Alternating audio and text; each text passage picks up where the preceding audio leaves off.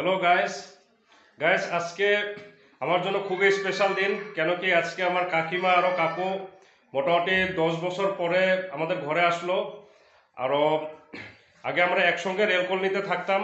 আর এমন ছিল যে কাকু কাকিমাদের ঘরে এমন দিন ছিল যে আমি কাকু কাকিমাদের ঘরে আমার মার সঙ্গে মানে না যায় থাকতাম না। আর এই কাকিমা দেখেন, এটা আমার কাকিমা। মানে এই কাকিমা আমার মার একদম বেস্ট বান্ধবী ছিল। বান্ধবী মানে কি, একদম মানে নিজা বোনের মতনে ছিল।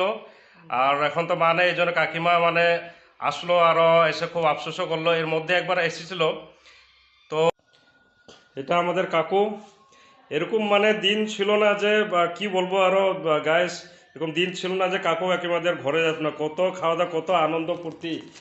আর আমার মার মুখও সবসময় আমার এই কাকির কথা সবসময় মুখের মধ্যে থাকতো। একদম মানে বেস্টের থেকে বেস্ট বান্ধবী ছিল। আর মানে বলবো কি, মানে একদম নিজা বোনও মানে বোনের সব ধরতে গেলে উপরে ছিল গাইস।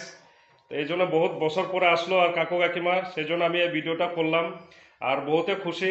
তো কাকিমারা একদিন মানে সময়ও বহুত কম, 1-2 দিন নিয়ে আসলো। তো এই জন্য আজকে ভাবলাম কোথাও কোথাও ঘুরতেও যাবো guys. So I am very happy today.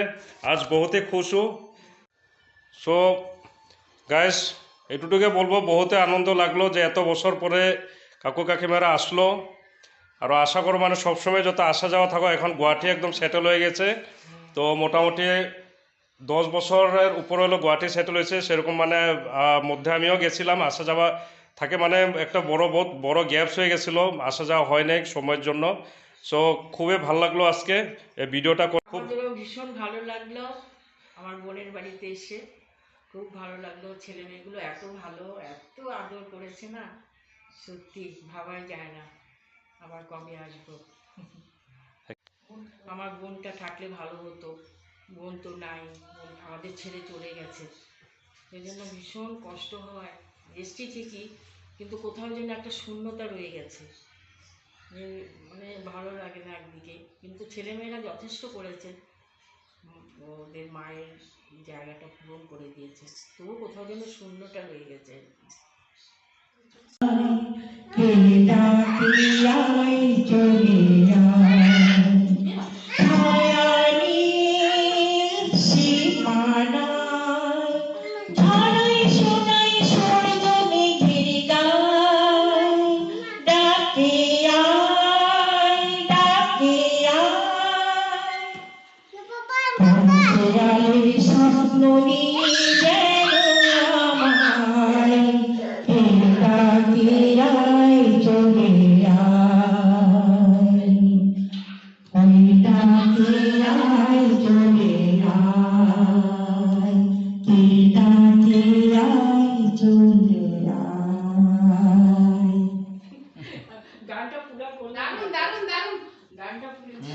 ওরে বড় অদ্ভুত অদ্ভুত, বহুত সুন্দর কণ্ঠ।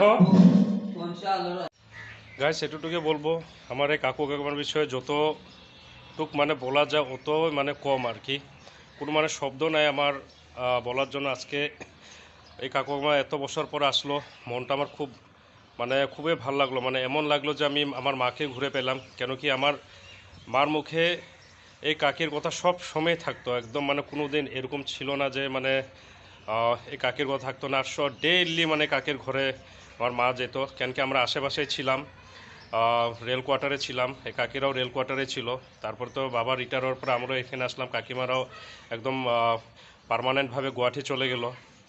সো এত বছর পরে আসলো, কিন্তু একটা আফসোস থাকলো যে আজকে মা না। যদি আজকে মা থাকতো এখানে ঘরের মধ্যে, আজকে মনে হইতো যে আজকে মানে একটা ওকেশন, মানে খুব বড় ওকেশন মানে ঘরে চলতেছে, মানে এরকম টাইপের মানে একটা মহল থাকতো।